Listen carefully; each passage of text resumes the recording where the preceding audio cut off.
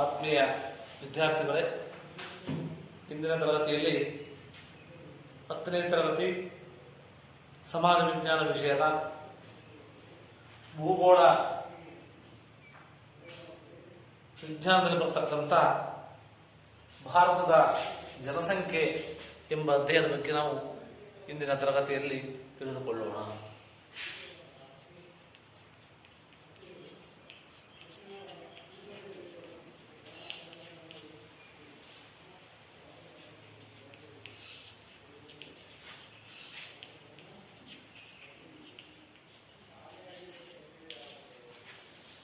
ಈ ಒಂದು ಅಧ್ಯಾಯದಲ್ಲಿ ಪ್ರಮುಖವಾಗಿ ನಾವು ಅಧ್ಯಯನ ಮಾಡತಕ್ಕಂಥ ಅಂಶಗಳು ಅಂದ್ರೆ ಭಾರತದ ಜನಸಂಖ್ಯೆಯ ಗಾತ್ರ,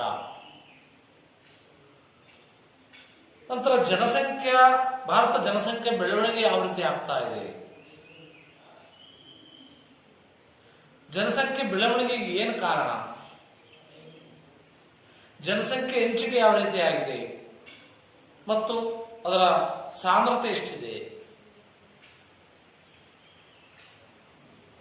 ಮತ್ತೆ ಜನಸಂಖ್ಯೆ ಹಂಚಿಕೆಯನ್ನ ನಿರ್ಧಾರ ಮಾಡತಕ್ಕಂಥ ಅಂಶಗಳು ಯಾವ್ಯಾವು, ಎಲ್ಲಾ ಅಂಶಗಳ ಬಗ್ಗೆ ನಾವು ಸವಿವರವಾಗಿ ತಿಳಿದುಕೊಳ್ಬೇಕಾಗ್ತದೆ. ಅದರಲ್ಲಿ ಮೊದಲನೇದಾಗಿ ಜನಸಂಖ್ಯೆಯ ಗಾತ್ರ.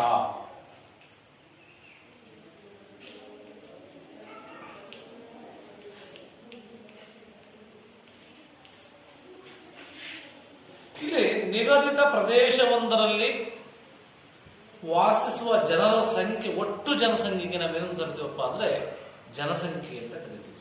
ಏನು, ನಿಗದಿತ ಪ್ರದೇಶವೊಂದರಲ್ಲಿ ವಾಸ ಮಾಡತಕ್ಕಂಥ ಜನರ ಒಟ್ಟು ಸಂಖ್ಯೆಗೆ. ಈ ಪ್ರಪಂಚದಲ್ಲಿ ಚೀನಾದ ನಂತರ ಭಾರತ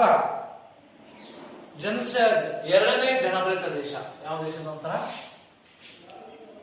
ಚೀನಾದ ನಂತರ ಎರಡನೇ ಜನಭರಿತ ದೇಶವಾಗಿದ್ದು 2011ನೇ ಜನಗಣತಿ ಪ್ರಕಾರ ಭಾರತ ದೇಶದ ಜನಸಂಖ್ಯೆ 121.01.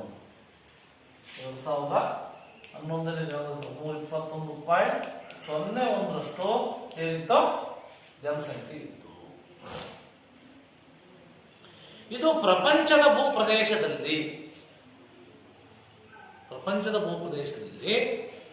ಶೇಕಡ 2.4ರಷ್ಟು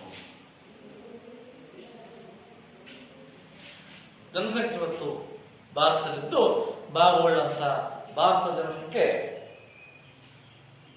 ಪ್ರಪಂಚದ ಒಟ್ಟು ಜನಸಂಖ್ಯೆಯಲ್ಲಿ ಶೇಕಡ 17.5ರಷ್ಟು ಭಾಗವಾಗಿದೆ. ಎಷ್ಟು? 17.5ರಷ್ಟು.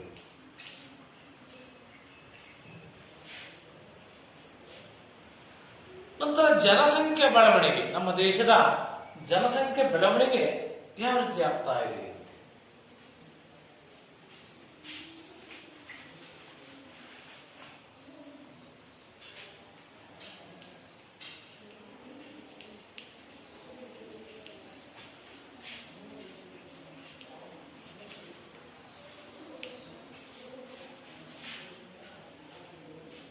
ಇಲ್ಲಿ ಕಳೆದ ಶತಮಾನದ ಆರಂಭದಲ್ಲಿ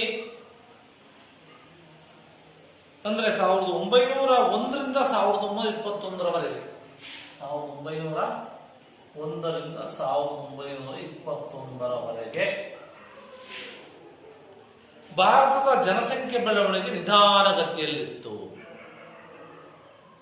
ಇದಕ್ಕೆ ಕಾರಣಪ್ಪ ಅಂತಂದ್ರೆ ಆ ಒಂದು ಸಂದರ್ಭದಲ್ಲಿ ಅಧಿಕ ಮರಣದ ಮುಖ್ಯ ಕಾರಣ ಅಂತ. ಅಧಿಕ ಮರಣದ ಜಾಸ್ತಿ ಆಗಿತ್ತು, ಮಾರಣಾಂತಿಕ ಕಾಯಿಲೆಗಳು ಬಂದಿದ್ವು, ಮತ್ತೆ ವೈದ್ಯಕೀಯ ಸೌಲಭ್ಯಗಳ ಕೊರತೆ ಇತ್ತು, ಮತ್ತೆ ಮರಣದ ಹೆಚ್ಚಾಗಿತ್ತು. ಹಾಗಾಗಿ 1901ರಿಂದ 1921ರ ಅವಧಿಯಲ್ಲಿ ಜನಸಂಖ್ಯೆ ಬೆಳವಣಿಗೆ ನಿಧಾನಗತಿಯಲ್ಲಿತ್ತು ಅಂತ ತಿಳಿಬೇಕಾಗ್ತದೆ ನೀವು. ನಂತರ 1921ರಿಂದ 1951 ಅವಧಿಗೆ, 1921ರಿಂದ 1951 ಈ ಅವಧಿಯನ್ನು ಸಾಧಾರಣ ಜನಸಂಖ್ಯೆ ಬೆಳವಣಿಗೆ ಕಾಲ ಅಂತ ಪರಿಗಣಿಸಿದೆ. ಏನು? ಸಾಧಾರಣ ಜನಸಂಖ್ಯೆ ಬೆಳವಣಿಗೆಯ ಕಾಲ ಇದನ್ನ 1921ರಿಂದ 1951 ಒಂದು ಕಾಲವನ್ನು. ಇಲ್ಲೇನಪ್ಪ ಇದಕ್ಕೇನಪ್ಪ ಕಾರಣ ಅಂದ್ರೆ ಭಯಂಕರ ಪಿಡುಗುಗಳ ನಿಯಂತ್ರಣ ಆಯಿತು ಆ ಟೈಮಲ್ಲಿ. ವೈದ್ಯಕೀಯ ಸೌಲಭ್ಯದಲ್ಲಿ ಸುಧಾರಣೆ ಆಯಿತು, ನೈರ್ಮಲ್ಯೀಕರಣ ಆಯಿತು, ಮತ್ತೆ ನೈರ್ಮಲ್ಯೀಕರಣ ನಿರ್ವಹಣೆಗಳಿಂದಾಗಿ ಮರಣ ದರದಲ್ಲಿ ಇಳಿಕೆಯಾಗಿದ್ದೆ ಇದಕ್ಕೆ ಮುಖ್ಯ ಕಾರಣ ಅಂತಕ್ಕಂಥದ್ದನ್ನ ನೀವು ತಿಳಿದುಕೊಳ್ಳುತ್ತೆ. ನಂತರ 1951ರಿಂದ 1991 ಅವಧಿಗೆ ಹೋದರೆ 1951ರಿಂದ 1991 ಅವಧಿಗೆ ಹೋದರೆ ಜನಸಂಖ್ಯೆ ಬೆಳವಣಿಗೆ ದರ ತ್ವರಿತವಾಗಿತ್ತು, ಜಾಸ್ತಿ ಇತ್ತು. ಸುಮಾರು 3 ಪಟ್ಟು ಜನಸಂಖ್ಯೆ ಹೆಚ್ಚಾಗಿತ್ತು ಅಂತ. ಇದಕ್ಕೆ ಕಾರಣಪ್ಪ ಅಂದ್ರೆ ಮರಣ ದರದಲ್ಲಿ ಇನ್ನಷ್ಟು ಇಳಿತಾ ಇತ್ತು, ಜಾಸ್ತಿ ಜನ ಸಾಯಲಿಲ್ಲ. ಕಾರಣ ಏನಪ್ಪಾ ಅಂದ್ರೆ ವೈದ್ಯಕೀಯ ಸೌಲಭ್ಯಗಳು ಸಿಕ್ತು ಆ ಟೈಮಲ್ಲಿ.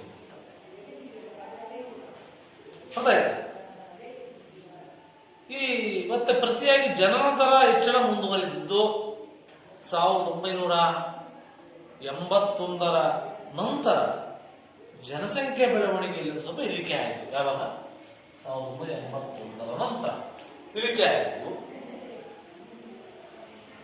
ಇಳಿತ ಆರಂಭವಾಯಿತು. ಅದು 1989ರಲ್ಲಿ 24.7ರಿಂದ 24.7% ಇಂದ ಅದೇನಾಯಿತು 2011 ವೇಳೆಗೆ ಅದು 17.64 ಇಳಿಕೆ ಆಯಿತು. 17.64 ಇಳಿಕೆ ಆಯಿತು. ಹೀಗೆ ಈ ಒಂದು ಭಾರತದ ಜನಸಂಖ್ಯೆ ಬೆಳವಣಿಗೆ ಯಾವಾಗ 1901ರಿಂದ 1991ರವರೆಗಿವೆ ಯಾವ ರೀತಿ ಬೆಳವಣಿಗೆ ಆಗ್ತಾ ಬಂತು ಅಂತೆಲ್ಲ ಗೊತ್ತಿದೆ. ನಂತರ ಹಿಂದೂ ಸಾರಾಂಶ ದೇಶದ ಜನಸಂಖ್ಯೆ ಇನ್ನೂ ಹೆಚ್ಚಾಗ್ತಾ ಇದೆ ಅಂತಕ್ಕಂಥ ಮಾತನ್ನ ವಿದ್ಯಾರ್ಥಿಗಳೇ ನೀವು ತಿಳಿಬೇಕಾಗುತ್ತೆ. ನಂತರ ಜನಸಂಖ್ಯೆ ಬೆಳವಣಿಗೆಗೆ ಏನು ಕಾರಣ ಅಂದರೆ ಯಾಕೆ ಜನಸಂಖ್ಯೆ ಬೆಳವಣಿಗೆ ಆಗ್ತಾ ಇದೆ?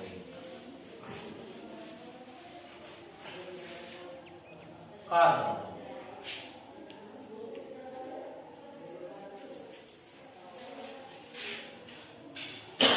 ಇಲ್ಲಿ ಪ್ರಮುಖವಾಗಿ ಭಾರತದ ಜನಸಂಖ್ಯೆ ಬೆಳವಣಿಗೆ ಅನೇಕ ಕಾರಣಗಳಿದ್ದಾವೆ. ಅವುಗಳಲ್ಲಿ ಪ್ರಮುಖವಾಗಿರ್ತಕ್ಕಂಥವು ಅಧಿಕ ಜನನ ದರ.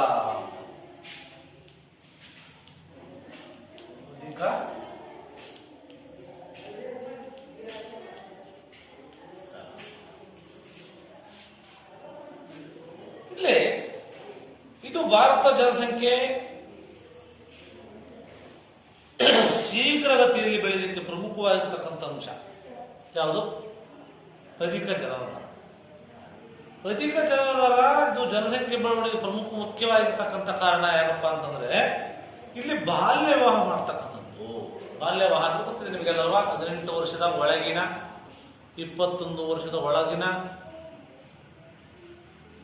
18 ವರ್ಷ ಒಳಗಿನ ಹೆಣ್ಣು ಮಗು 21 ವರ್ಷದ ಒಳಗಿನ ಗಂಡು ಮಗುವನ್ನ ಮದುವೆ ಮಾಡಿದ್ರೆ ಅದನ್ನ ಬಾಲ್ಯ ವಿವಾಹ ಅಂತ ಕರಿತೀವಿ. ಅಂತ ಬಾಲ್ಯ ವಿವಾಹಗಳು ಹೆಚ್ಚಾಗಿದ್ರಿಂದ ಏನಾಯಿತು? ಜನಸಂಖ್ಯೆ ಹೆಚ್ಚಾಯಿತು. ಮತ್ತು ಧಾರ್ಮಿಕ ಮತ್ತು ಸಾಮಾಜಿಕ ಮೂಢನಂಬಿಕೆಗಳು ನಮ್ಮ ದೇಶದಲ್ಲಿ ಇವತ್ತು ಈ ಮೂಢನಂಬಿಕೆ ದೇಶ ನಮ್ಮದು. ಯಾಕಪ್ಪ ಅಂತಂದ್ರೆ ನಮ್ಮ ಹಿಂದೂ ಸಂಪ್ರದಾಯದ ಪ್ರಕಾರ ಗಂಡು ಮಗು ಇರಲೇಬೇಕು ಅಂತ. ಆ ಇರಲೇಬೇಕು ಅನ್ನೋ ಉದ್ದೇಶದಿಂದ ಏನಾಗುತ್ತೆ, ಅತಿ ಹೆಚ್ಚಿನ ಜನಸಂಖ್ಯೆಯನ್ನ ಮಾಡಿಕೊಳ್ಳಲಿಕ್ಕೆ ಅದು ಅವಕಾಶವನ್ನು ಮಾಡಿಕೊಳ್ಳುತ್ತೆ. ಆ ಒಂದು ಮೂಢನಂಬಿಕೆಗಳೇ ಪ್ರಮುಖವಾಗಿರ್ತಕ್ಕಂಥ ಕಾರಣ. ನಂತರ ಬಹುಪತ್ನಿತ್ವ.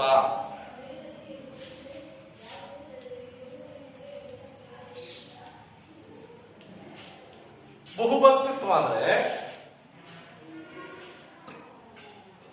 ಈ ಒಬ್ಬ ಗಂಡಸು 2, 3, 4 ಜನ ಮದುವೆ ಆಗ್ತಕ್ಕಂಥದ್ದು. ಆ 4 ಜನನೂ ಮದುವೆ ಆಯ್ತು ಅಂತ 4 ಜನನೂ ಮಕ್ಕಳನ್ನು ಪಡೆಯಲಿಕ್ಕೆ ಇಷ್ಟಪಟ್ಟಾಗ ಅಲ್ಲೇನಾಗುತ್ತೆ, ಜನಸಂಖ್ಯೆ ಜಾಸ್ತಿ ಆಗೋದಕ್ಕೆ ಒಂದು ಕಾರಣ ಆಗುತ್ತೆ ಅಂತ ನೀವು ತಿಳಿಬೇಕಾಗುತ್ತೆ. ಮತ್ತೆ ಬಡತನ.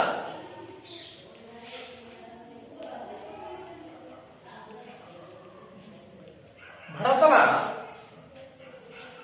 ಈ ಒಂದು ಜನಸಂಖ್ಯಾ ಹೆಚ್ಚಳಕ್ಕೆ ಯಾವ ರೀತಿ ಕಾರಣ ಆಗುತ್ತಪ್ಪ ಅಂದ್ರೆ, ಒಂದು ಮನೆಯಲ್ಲಿ 3ರಿಂದ 4 ಜನ ಮಕ್ಕಳು ಜಾಸ್ತಿ ಇದ್ರೆ ಎಲ್ಲರೂ ಏನ್ ಮಾಡಬಹುದು, ನಾವು ದುಡಿದು ತರಬಹುದು, ಸುಖವಾಗಿರ್ಬೋದು ಅಂತಕ್ಕಂಥ ಉದ್ದೇಶಕ್ಕೋಸ್ಕರವಾಗಿ 3, 4, 5 ಮಕ್ಕಳನ್ನು ಮಾಡಿಕೊಳ್ಳೋದ್ರಿಂದ ಏನಾಗುತ್ತಪ್ಪ ಅಂತಂದ್ರೆ ನಾವು ಅಧಿಕ ಜನನ ಜಾಸ್ತಿ ಆಗುತ್ತೆ ಅಂತ ಅದನ್ನ ಬಿಡ್ತಕ್ಕಂಥದ್ದು. ಮತ್ತೆ ಅನಕ್ಷರತೆ. ಅನಕ್ಷರತೆ ಅಂದ್ರೆ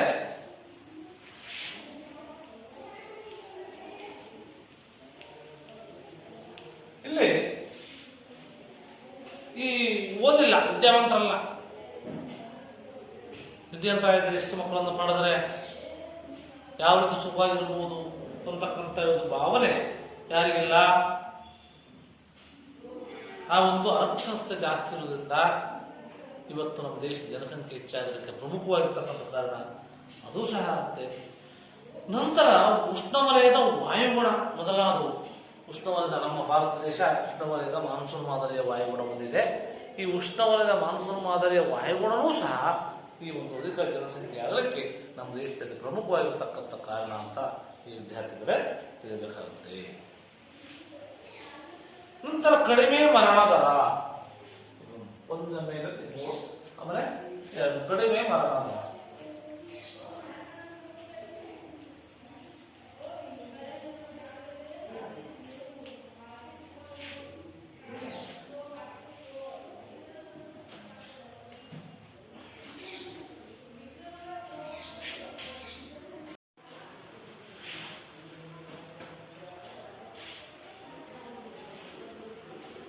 ಇದು ಭಾರತ ಜನಸಂಖ್ಯೆಯ ಮತ್ತೊಂದು ಪ್ರಮುಖ ಕಾರಣ. ಯಾವುದು? ಕಡಿಮೆ ಮರಣ ದರ. ಇಲ್ಲಿ ವೈದ್ಯಕೀಯ ಸೌಲಭ್ಯದಲ್ಲಿ ಸುಧಾರಣೆ ಆಗ್ತಾ ಇದೆ ನಮ್ಮ ದೇಶದಲ್ಲಿ ಅಂತೀನಿ. ಮತ್ತೆ ಪ್ರಾಣಾಂಕಿತ ಸಾಂಕ್ರಾಮಿಕ ಪಿಡುಗುಗಳ ನಿಯಂತ್ರಣ ಆಗ್ತಾ ಇದೆ. ಶಿಶು ಮರಣದಲ್ಲಿ ಕುಸಿತ ಆಗ್ತಾ ಇದೆ.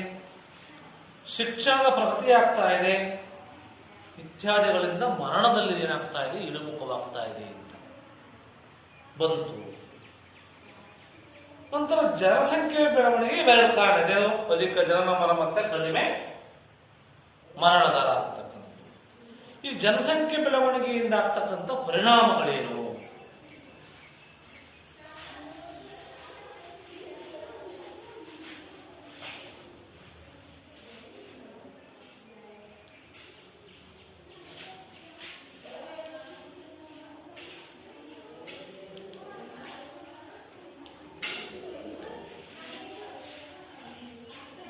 ಇಲ್ಲಿ ಭಾರತ ಜನಸಂಖ್ಯೆ ಬೆಳವಣಿಗೆ ಅನೇಕ ಕಾರಣಗಳಿವೆ.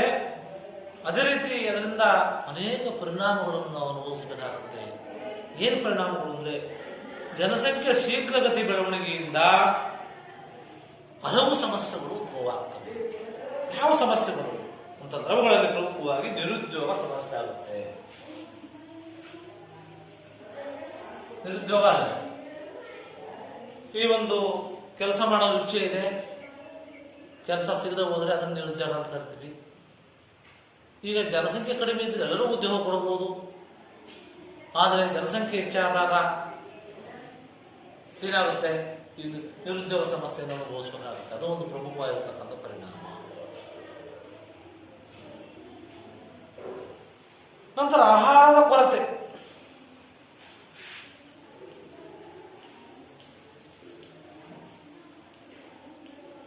ಆಹಾರದ ಕೊರತೆ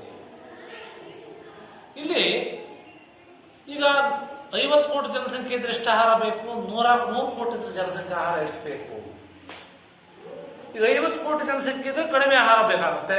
ಆದ್ರೆ 100 ಕೋಟಿ ಜನಸಂಖ್ಯೆ ಇದ್ದಾಗ ಆಹಾರದ ಸಮಸ್ಯೆ ಆಗುತ್ತೆ. ಉತ್ತಮವಾಗಿರ್ತಕ್ಕಂಥ ಪೌಷ್ಟಿಕ ಆಹಾರವನ್ನು ಕೊಡಲಿಕ್ಕೆ ನಮಗೆ ಸಾಗಲ್ಲ.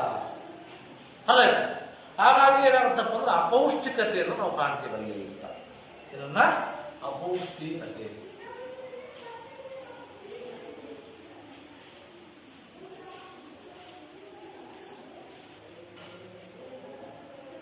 ಇನ್ನೊಂದು ಪ್ರಮುಖ ಕಾರಣ ಅಪೌಷ್ಟಿಕತೆ. ಉತ್ತಮವಾಗಿರ್ತಕ್ಕಂಥ ಗುಣಮಟ್ಟದ ಆಹಾರ ದೊರೆತೇ ಇದ್ದಾಗ ಅಪೌಷ್ಟಿಕತೆ ತುತ್ತಾಗ್ತಕ್ಕಂಥ ಸಂಭವ ಈ ಒಂದು ಜನಸಂಖ್ಯೆಯ ಹೆಚ್ಚಾಗುವುದರಿಂದ ಆಗುತ್ತೆ ಅಂತಕ್ಕಂಥ ನಮ್ಮ ವಿದ್ಯಾರ್ಥಿಗಳಿಗೆ ತಿಳಿಬೇಕಾಗುತ್ತೆ.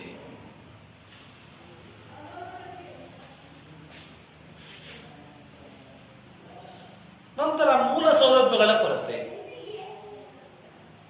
ಜನಸಂಖ್ಯೆ ಹೆಚ್ಚಾಗುವುದರಿಂದ, ಹೆಚ್ಚಾಗಿ ಬೆಳವಣಿಗೆ ಆಗುವುದರಿಂದ ನಮ್ಮ ಮನುಷ್ಯನಿಗೆ ಮೂಲಭೂತ ಅವಶ್ಯಕತೆಗಳಾಗಿರ್ತಕ್ಕಂಥ ಆಹಾರ, ಬಟ್ಟೆ, ವಸತಿ ಇವುಗಳನ್ನೆಲ್ಲವನ್ನು ನಾವೇನು ಮಾಡ್ಬೇಕಂತಂದ್ರೆ ನಾವು ಕೊರತೆಯನ್ನ ಅನುಭವಿಸ್ಬೇಕಾಗುತ್ತೆ.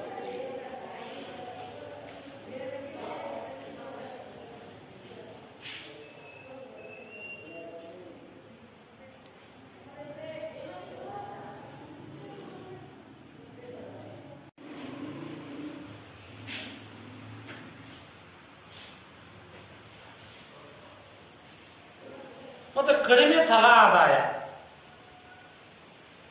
ಆಗುತ್ತೆ, ಕಡಿಮೆ ಆಗುತ್ತೆ.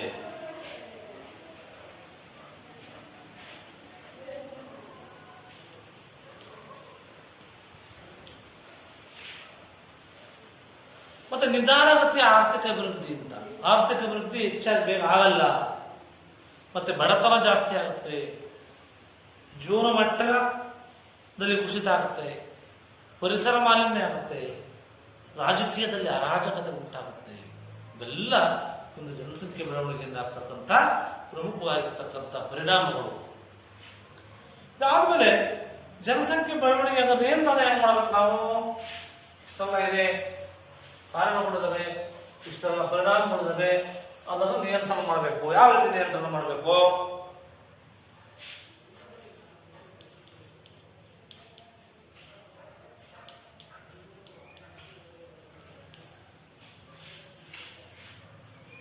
ಇಲ್ಲಿ ಭಾರತ ಸರ್ಕಾರ ದೇಶದ ಜನಸಂಖ್ಯೆ ಬೆಳವಣಿಗೆಯನ್ನ ನಿಯಂತ್ರಿಸಕ್ಕೆ ಅನೇಕ ಕ್ರಮಗಳನ್ನು ಕೈಗೊಂಡಿದೆ. ಅವುಗಳಲ್ಲಿ ಪ್ರಮುಖವಾದಂತಂದ್ರೆ ಕುಟುಂಬ ಯೋಜನೆ. ಕುಟುಂಬ ಯೋಜನೆ ಅಂದ್ರೆ ಮನೆಗೆ ಒಂದು ಬೇಕು, ಎರಡು ಸಾಕು, ಒಂದು ಮಕ್ಕಳು ಬೇಕು, ಎರಡು ಸಾಕು ಅಂತಕ್ಕಂಥ ಕುಟುಂಬ ಯೋಜನೆಯನ್ನ ಜಾರಿಗೆ ತಂದಿದೆ. ಮಹಿಳಾ ಕಲ್ಯಾಣ ಯೋಜನೆಗಳು, ಮಹಿಳಾ ಕಲ್ಯಾಣ ಯೋಜನೆಗಳು, ನಂತರ ಕೆಲವು ಪ್ರಚಾರವನ್ನು ಮಾಡ್ತಕ್ಕಂಥದ್ದು, ನಂತರ ಜಾಹೀರಾತನ್ನು ಮಾಡ್ತಕ್ಕಂಥದ್ದು, ಮತ್ತೆ ಗ್ರಾಮೀಣ ಪ್ರದೇಶದಲ್ಲಿ ಜನರಲ್ಲಿ ಜನಸಂಖ್ಯಾ ಸಮಸ್ಯೆಗಳ ಬಗ್ಗೆ ಅರಿವನ್ನು ಮೂಡಿಸಬೇಕು. ಇಷ್ಟೆಲ್ಲ ಜನಸಂಖ್ಯೆ ಬೆಳವಣಿಗೆ ನಿಯಂತ್ರಣ ಕ್ರಮವನ್ನು ನಾವು ನಮ್ಮ ದೇಶ ನಿಯಂತ್ರಣವನ್ನು ಮಾಡ್ತಾ ಇದೆ ಅಂತಕ್ಕಂಥದ್ದು. ನಂತರ ಜನಸಂಖ್ಯೆ ಹಂಚಿಕೆ ಯಾವ ರೀತಿ ಆಗಿದೆ ನಮ್ಮ ದೇಶದಲ್ಲಿ ಅಂತ. ಜನಸಂಖ್ಯೆ ಹಂಚಿಕೆ ಯಾವ ರೀತಿ ಆಗಿದೆ?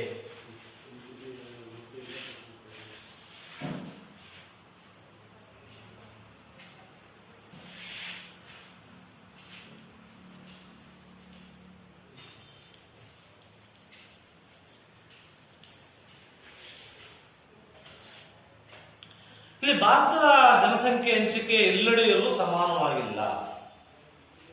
ಅದಕ್ಕೆ ವಿವಿಧ ಭೌಗೋಳಿಕ ಮತ್ತು ಸಾಂಸ್ಕೃತಿಕ ಕಾರಣಗಳನ್ನು ನಾವು ಕಾಣ್ತೀವಿ. ಈ ರಾಜ್ಯಗಳಲ್ಲಿನ ಉತ್ತರ ಪ್ರದೇಶ ಹೆಚ್ಚು ಜನಸಂಖ್ಯೆಯನ್ನ ಹೊಂದಿದೆ. ಭಾರತದಲ್ಲಿ ಅತಿ ಹೆಚ್ಚು ಜನಸಂಖ್ಯೆ ಹೊಂದಿರತಕ್ಕಂಥ ರಾಜ್ಯ ಅಂದ್ರೆ ಉತ್ತರ ಪ್ರದೇಶ. ಇಲ್ಲಿ 1995 ಕೋಟಿ, 1995 ಕೋಟಿ. ಇದಕ್ಕೆ ಪ್ರತಿಯಾಗಿ ಸಿಕ್ಕಿಂ ಕಡಿಮೆ ಜನಸಂಖ್ಯೆ, 1995 ಕೋಟಿ. ನಂತರ ಸಿಕ್ಕಿಂ ಇದು ಕಡಿಮೆ ಜನಸಂಖ್ಯೆ ಹೊಂದಿರತಕ್ಕಂಥ ರಾಜ್ಯ. ಅಲ್ಲಿ 6.1 ಲಕ್ಷ ಅಷ್ಟೇ ಇರೋದು. 6.1 ಲಕ್ಷ ಸಿಕ್ಕಿಮಲ್ಲಿ ಜನಸಂಖ್ಯೆನ ಕಾಣ್ತೀವಿ. ಕೇಂದ್ರಾಡಳಿತ ಪ್ರದೇಶಕ್ಕೆ ಹೋದರೆ ದೆಹಲಿಯ ಜನಸಂಖ್ಯೆ 1.67 ಕೋಟಿ. 1.67 ಕೋಟಿ ದೆಹಲಿಯಲ್ಲಿ, ಅದು ಕೇಂದ್ರಾಡಳಿತ ಪ್ರದೇಶ. ಮತ್ತೆ ಲಕ್ಷದ್ವೀಪ ಅತಿ ಕಡಿಮೆ ಜನಸಂಖ್ಯೆಯನ್ನು ಹೊಂದಿದೆ. ಭಾರತ ವಿರಳ ಜನಸಂಖ್ಯೆಯುಳ್ಳ ಪ್ರದೇಶಗಳು ಅಂದ್ರೆ, ಕಡಿಮೆ ಜನಸಂಖ್ಯೆಯುಳ್ಳ ಪ್ರದೇಶಗಳು ಅಂದ್ರೆ ಒಂದು ಹಿಮಾಲಯ ಪರ್ವತ ಪ್ರದೇಶ, ಕೇಂದ್ರದ ಉತ್ತರ ಎತ್ತರದ ಪ್ರದೇಶ, ತಾರಮರು ಭೂಮಿ, ದ್ವೀಪಗಳು, ಇದಕ್ಕೆ ಪ್ರತಿಯಾಗಿ ಜನಭರಿತ ಪ್ರದೇಶಗಳು, ಗಂಗಾ ಬಯಲು ಪ್ರದೇಶ,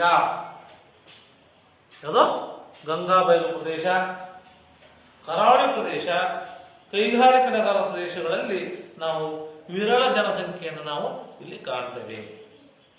ಇದಾದ ನಂತರ ಜನಸಂಖ್ಯೆ ನಂತರ ಬರ್ತಕ್ಕಂಥದ್ದು ಜನಸಾಂದ್ರತೆ. ಏನು ಜನಸಾಂದ್ರತೆ ಅಂದರೆ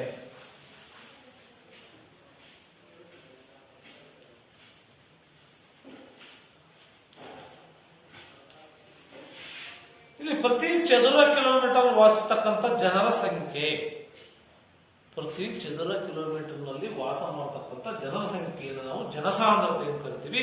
2011ರ ಜನಗಣತಿ ಪ್ರಕಾರ ಭಾರತದ ಜನಸಾಂದ್ರತೆ ಪ್ರತಿ ಚದುರ ಕಿಲೋಮೀಟರ್ 382 ಇತ್ತು. 382 ಪ್ರತಿ ಚದುರ ಕಿಲೋಮೀಟರ್ಗೆ.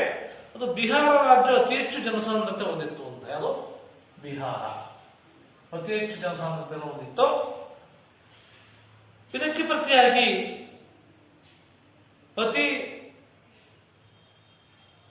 ಈ ರಾಜ್ಯದ ಜನಸಾಂದ್ರತೆ ಪ್ರತಿ ಚದುರ ಕಿಲೋಮೀಟರ್ಗೆ 1102.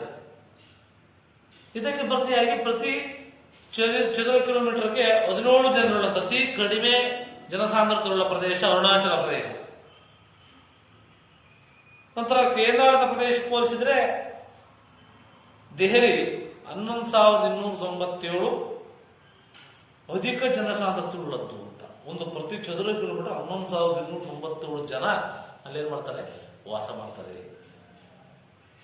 ಇದಕ್ಕೆ ಪ್ರತಿಯಾಗಿ ಅಂಡಮಾನ್ ಮತ್ತು ನಿಕೋಬಾರ್ ದ್ವೀಪಗಳಲ್ಲಿ ಕಡಿಮೆ ಜನಸಾಂದ್ರತೆ, ಅದು 44. ಹೀಗೆ ನಾವು ಜನಸಾಂದ್ರತೆಯನ್ನು ಆಧರಿಸಿ ನಾವು 3 ವಲಯಗಳನ್ನಾಗಿ ಮಾಡಿದ್ದೀವಿ. ಏನನ್ನ? ಅಧಿಕ ಜನಸಾಂದ್ರತ ವಲಯ, ಸಾಧಾರಣ ಜನಸಾಂದ್ರತ ವಲಯ, ಕಡಿಮೆ ಜನಸಾಂದ್ರತ ವಲಯ ಅಂತ 3 ವಲಯಗಳನ್ನ ಮಾಡಿದ್ವಿ. ಅಧಿಕ, ಸಾಧಾರಣ ಮತ್ತೆ ಕಡಿಮೆ ಜನಸಾಂದ್ರ ಪ್ರದೇಶಗಳು.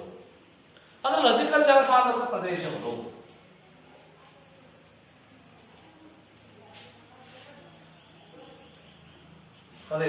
ಅಲ್ಲಿ ಈ ಪ್ರತಿ ಚದುರ ಕಿಲೋಮೀಟರ್ಗೆ 501 ಹೆಚ್ಚು ಜನರು ವಾಸಿಸತಕ್ಕಂಥ ಪ್ರದೇಶಗಳನ್ನು ಒಳಗೊಂಡಿದ್ದು ಉತ್ತರದ ಮೈದಾನಗಳು, ಪಶ್ಚಿಮ ಪೂರ್ವ ಕರಾವಳಿ ಪ್ರದೇಶಗಳು ಅಧಿಕ ಜನಸಾಂದ್ರತೆಯುಳ್ಳಂತಹ ಪ್ರದೇಶಗಳಾಗಿದ್ದು, ಅದರಲ್ಲಿ ಬಿಹಾರ, ಪಶ್ಚಿಮ ಬಂಗಾಳ, ಕೇರಳ, ಉತ್ತರ ಪ್ರದೇಶ, ಹರಿಯಾಣ, ಪಂಜಾಬ್, ತಮಿಳುನಾಡು ಇವೆಲ್ಲ ಅಧಿಕ ಜನಸಾಂದ್ರತೆಯುಳ್ಳಂತಹ ರಾಜ್ಯಗಳು.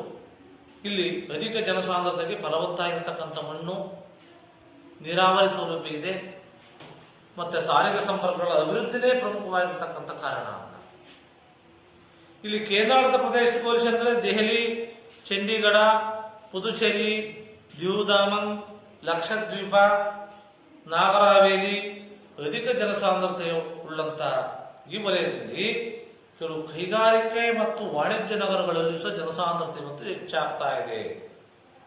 ಉದಾಹರಣೆ ಮುಂಬೈ, ಬೆಂಗಳೂರು, ಚೆನ್ನೈ, ಕೋಲ್ಕತ್ತಾ, ಪುಣೆ ಇವೆಲ್ಲ ಹೆಚ್ಚು ಸಾಂದ್ರತೆ ಹೊಂದಿರತಕ್ಕಂಥ ಪ್ರದೇಶಗಳು. ಅನಂತರ ಬಂದ್ರೆ ಕಡಿಮೆ ಸಾಧಾರಣ ಜನಸಾಂದ್ರತ ಪ್ರದೇಶಗಳು ಅಂತ. ಇಲ್ಲಿ ಸಾಧಾರಣ ಜನಸಾಂದ್ರತೆ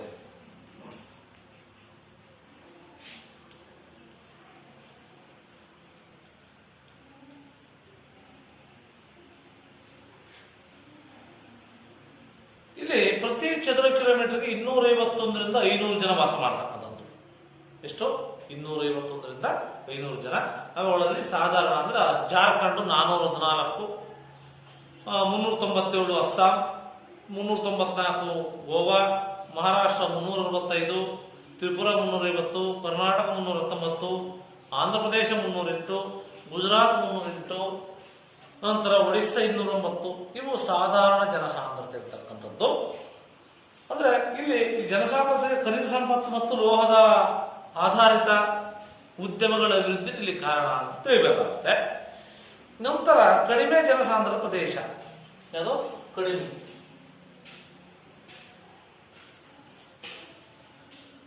ಇಲ್ಲಿ ಪ್ರತಿ ಚದರ ಕಿಲೋಮೀಟರ್ಗೆ 250ಕ್ಕಿಂತ ಕಡಿಮೆ ಇರತಕ್ಕಂಥದ್ದು ಈ ವಲಯ. ಉದಾಹರಣೆ ಮಧ್ಯಪ್ರದೇಶ, ರಾಜಸ್ಥಾನ, ಉತ್ತರಾಖಂಡ್, ಛತ್ತೀಸ್ಗಢ, ಮೇಘಾಲಯ, ಹಿಮಾಚಲ ಪ್ರದೇಶ, ಮಣಿಪುರ, ನಾಗಾಲ್ಯಾಂಡ್, ಜಮ್ಮು ಮತ್ತು ಕಾಶ್ಮೀರ ಇರ್ಬೋದು, ಸಿಕ್ಕಿಂ ಇರ್ಬೋದು, ಅಂಡಮಾನ್ ನಿಕೋಬಾರ್ ದ್ವೀಪ ಇರ್ಬೋದು, ಅರುಣಾಚಲ ಪ್ರದೇಶ, ಆಮೇಲೆ ಪರ್ವತ ಬೆಟ್ಟ ಮತ್ತು ಗುಡ್ಡ ಭಾಗಗಳು, ಅರಣ್ಯ ಪ್ರದೇಶ, ಕನಿಷ್ಠ ಉಷ್ಣಾಂಶವುಳ್ಳ ಅಥವಾ ಅರೆಮರುಭೂಮಿ ವಾಯುಗುಣ, ಇವೆಲ್ಲ ಕಡಿಮೆ ಜನಸಾಂದ್ರತೆಗೆ ಪ್ರಮುಖವಾಗಿರ್ತಕ್ಕಂಥ ಪ್ರದೇಶಗಳು. ಇದಾದ್ಮೇಲೆ ಜನಸಂಖ್ಯೆಯನ್ನು ನಿಯಂತ್ರಣ ಮಾಡ್ತಕ್ಕಂಥ ಜನಸಂಖ್ಯೆ ಹಂಚಿಕೆಯನ್ನು ನಿಯಂತ್ರಣ ಮಾಡ್ತಕ್ಕಂಥದ್ದು ಹೆಂಗೆ? ಜನಸಂಖ್ಯೆ ಹಂಚಿಕೆಯನ್ನು ನಿಯಂತ್ರಣ ಮಾಡಬೇಕು.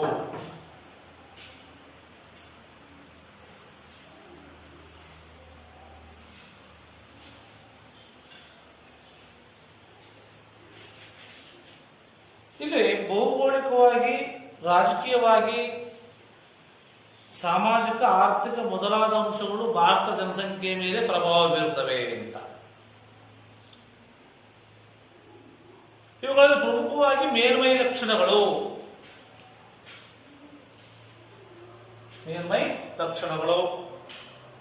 ಅದು ಪರ್ವತ ಬೆಟ್ಟ ಗುಡ್ಡ ಪ್ರದೇಶಗಳಲ್ಲಿ ಜನಸಂಖ್ಯೆ ಕಡಿಮೆ. ಇದಕ್ಕೆ ಉದಾಹರಣೆ ಉತ್ತರ ಪ್ರದೇಶ, ಉತ್ತರದ ಪರ್ವತ, ಈಶಾನ್ಯ ಗುಡ್ಡಗಳ ಪ್ರದೇಶಗಳು, ಅವು ಇಲ್ಲಿ ಉತ್ತರದ ಮಹಾಮೈದಾನಗಳು, ಅವುಗಳಲ್ಲಿ ಕೆಳಕಂಡ ಇದು ಒಂದು ನದಿ ಮುಖಜ ಭೂಮಿಗಳಲ್ಲಿ ಜನಸಾಂದ್ರತೆ ಹೆಚ್ಚಾಗಿರುತ್ತೆ ಅಂತ. ಇದು ಜನಸಂಖ್ಯೆ ಹಂಚಿಕೆಯನ್ನು ನಿಯಂತ್ರಣ ಮಾಡಬಹುದು. ನಂತರ ವಾಯುಗುಣ.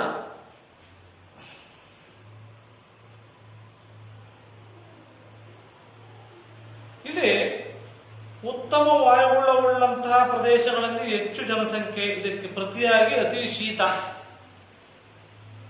ನಂತರ ಒಣ ಹವೆಯುಳ್ಳ ಭಾಗಗಳಲ್ಲಿ ಜನಸಂಖ್ಯೆ ಕಡಿಮೆ. ಉದಾಹರಣೆ ಹಿಮಾಲಯ ಮತ್ತು ಥಾರ್ ಮರುಭೂಮಿಯಲ್ಲಿ ನಾವು ವಾಯುಗುಣ ಅಂದ್ರೆ ಆ ಒಂದು ವಾಯುಗುಣವು ಸಹ ಜನಸಂಖ್ಯೆಯನ್ನು ನಿರ್ಧಾರ ಮಾಡುತ್ತೆ, ಹಂಚಿಕೆಯನ್ನ. ನಂತರ ಮಣ್ಣು. ಈ ಫಲವತ್ತಾದಂತಹ ಮಣ್ಣುಳ್ಳ ಭಾಗಗಳು ಅಧಿಕ ಜನಸಂಖ್ಯೆಯಿಂದ ಕೂಡಿರುತ್ತವೆ. ಉದಾಹರಣೆ ಉತ್ತರದ ಭಾರತದ ಮೈದಾನಗಳು, ಪಶ್ಚಿಮ ಮತ್ತು ಪೂರ್ವ ಕರಾವಳಿ. ಇದಕ್ಕೆ ಪ್ರತಿಯಾಗಿ ಫಲವತ್ತಲ್ಲದ ಮರುಭೂಮಿ, ಮರಳು ಭೂಮಿಗಳಲ್ಲಿ ಜನಸಂಖ್ಯೆ ಕಡಿಮೆ ಇರುತ್ತೆ. ನಂತರ ಸಂಪನ್ಮೂಲಗಳು.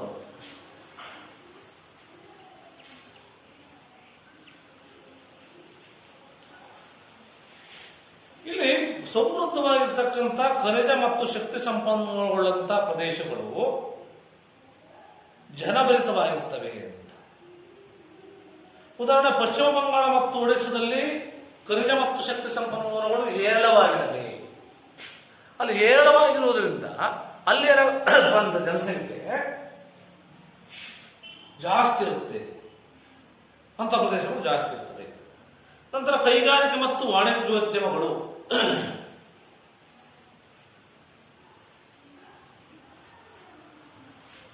ಇಲ್ಲಿ ಹೆಚ್ಚು ಕೈಗಾರಿಕಾ ಅಭಿವೃದ್ಧಿ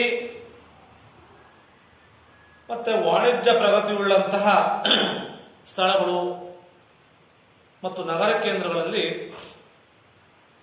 ಜನಸಂಖ್ಯೆ ಜಾಸ್ತಿ ಇರುತ್ತೆ. ಉದಾಹರಣೆ ನವದೆಹಲಿ ಇರ್ಬೋದು, ಬೆಂಗಳೂರು ಇರ್ಬೋದು, ಮುಂಬೈ ಇರ್ಬೋದು, ಚೆನ್ನೈ ಇರ್ಬೋದು, ಅನಂತರ ಕೋಲ್ಕತ್ತಾ ಇರ್ಬೋದು, ಹೈದರಾಬಾದ್ ಇರ್ಬೋದು. ಇವೆಲ್ಲ ಏನಪ್ಪ ಅಂದ್ರೆ ಕೈಗಾರಿಕೆಗಳಿರೋದ್ರಿಂದ ಜಾಸ್ತಿ ಜನಸಂಖ್ಯೆ ನಮ್ಮಲ್ಲಿ ಕಾಣ್ತೀವಿ. ಹೀಗೆ ನೀರಿನ ಪೂರೈಕೆ,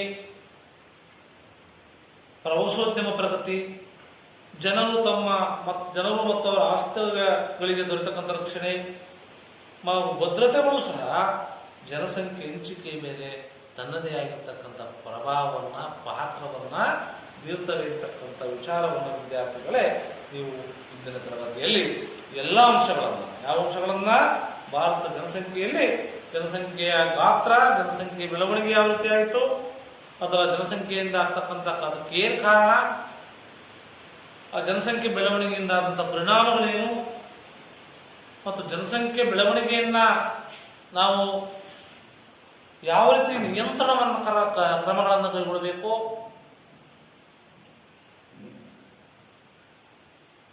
ಮತ್ತೆ ಜನಸಂಖ್ಯೆ ಹಂಚಿಕೆ, ಜನಸಾಂದ್ರತೆ ಎಲ್ಲ ಅಂಶಗಳನ್ನು ಇದುವರೆಗೆ ತಿಳಿದುಕೊಂಡಿದ್ದೀರಿ. ಎಲ್ಲರೂ ಸಹ ಧನ್ಯವಾದ.